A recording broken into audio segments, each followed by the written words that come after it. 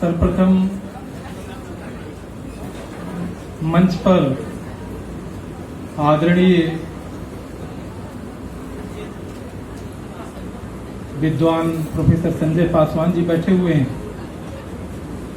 दिल्ली विश्वविद्यालय से बड़े इतिहासकार प्रोफेसर साहब को अभी सुन रहे थे, निर्मल कुमार साहब को, प्रोफेसर मिश्रा साहब हैं जिनको हम लोगों ने सुना। इस महाविद्यालय के इतिहास विभाग के विभागाध्यक्ष प्रोफेसर सुरेश कुमार जी हैं और इस सभागार में उपस्थित पूरे बिहार और बिहार के बाहर से आए हुए तमाम अध्यापक और शोधार्थी। आज का जो विषय है वो राष्ट्रीय आंदोलन और बिहार के स्वतंत्रता आंदोलनों में जिन महापुरुषों को, जिन नायकों को विस्मृत कर दिया गया, और चाहे कारण कुछ भी रहा हो, उस पे आज सुबह से विद्वानों का ये सभा चर्चा परिचर्चा का कार्यक्रम कर रहा है। आप जानते हैं कि भारत में बिहार एक ऐसा राज्य है, वो चाहे शिक्षा के क्षेत्र में, राजनीति के क्षेत्र में, चाहे किसी भी क्षेत्र में, अगर बिहार के इतिहास को उठाकर देखा जाए तो हमें लगता है कि भारत में बिहार अग्रणी पंक्ति में दिखाई देता है। और उसी तरीके से चाहे 1857 की क्रांति हो या सहयोग आंदोलन हो, सविनय अवज्ञा आंदोलन हो या गांधी के नेतृत्व में भारत का सबसे बड़ा जन आंदोलन भारत छोड़ो आंदोलन हो, सभी आंदोलनों में अगर आप देखेंगे कि बिहार में या बिहार के चारों दिशाओं में, पूरब पश्चिम उत्तर दक्षिण, चाहे पटना हो, चाहे पूर्णिया हो, चाहे बक्सर आरा भभुआ सासाराम हो, चाहे गया हो, बांका हो, सभी जगहों के लोगों ने राष्ट्र के स्वतंत्रता आंदोलन में बढ़ चढ़ करके हिस्सा लिया।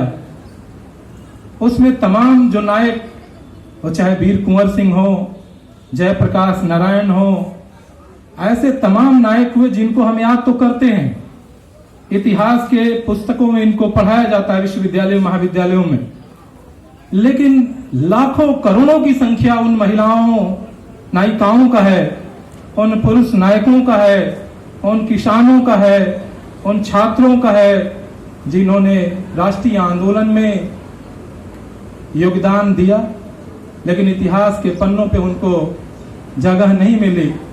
और उस विषय को लेकर के इस महाविद्यालय में 2 दिवसीय राष्ट्रीय संगोष्ठी Indian council of historical research नई दिल्ली के माध्यम से आयोजित किया जा रहा है। हम देखेंगे, कुछ महिलाओं का नाम मैं लूंगा क्योंकि पुरुष नायकों का नाम जिनको विस्मृत कर दिया गया, तमाम मंच से विद्वानों द्वारा लिया गया। 2-4 महिलाओं का नाम लूंगा, उसके बाद यह कार्यक्रम हमें लगता है कि समाप्त होगा, क्योंकि सुबह से आप सब लोग भूखे प्यासे बैठे हैं, धूप भी बहुत है, गर्मी भी बहुत है। तो हम देखेंगे कि तारा देवी श्रीवास्तव का एक नाम आता है, जो सिवान में राष्ट्रीय आंदोलन छेड़ करके सिवान से अपनी आवाज बुलंद कर रही थी। तारा देवी श्रीवास्तव, जिनका नाम अभी सुबह से किसी ने नहीं लिया।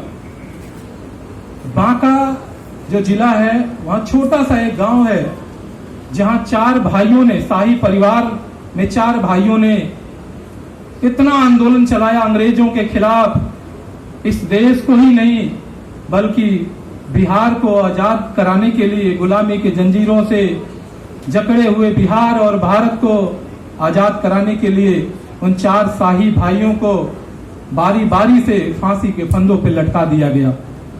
उनका कहीं इतिहास में उन चारों शाही भाइयों का कहीं नाम नहीं आता है। साथियों, आप देखें, कुछ महिलाओं का मैं नाम लेना चाहता हूं, जैसे विद्यावती देवी हैं, पटना से इनका नाम आता है। जानकी देवी हैं, जिनका नाम गया से आता है। सरस्वती देवी हैं, जिनका नाम गया से आता है। सुरजया देवी हैं, जिनका नाम गया जनपद से आता है। नारायणी देवी हैं, नेवादा से इनका नाम आता है। तेतरी देवी हैं, जो गया से आती हैं।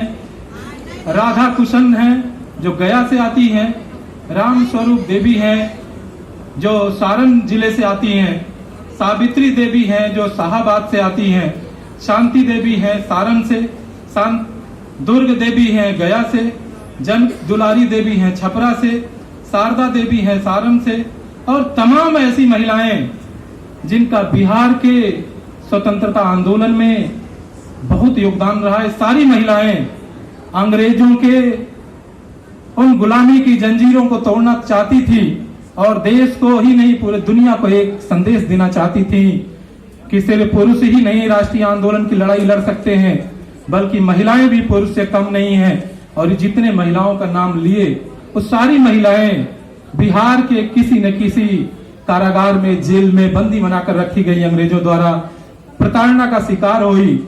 लेकिन आप जानते हैं इन महिलाओं के अथक प्रयास से बिहार ही नहीं पूरा भारत 15 अगस्त 1947 को स्वतंत्र होता है। तो मैं इन्हीं महिलाओं और तमाम नायक पुरुषों को नमन करता हूं आज के इस सुंदर सेमिनार के पावन बेला पर।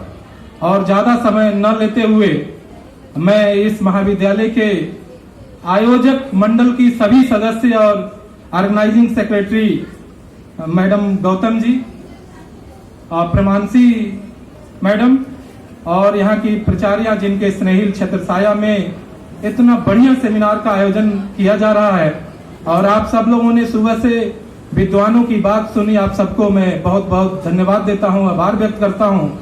इन्हीं शब्दों के साथ मैं अपनी वाणी को विराम देता हूँ। जय प्रणाम।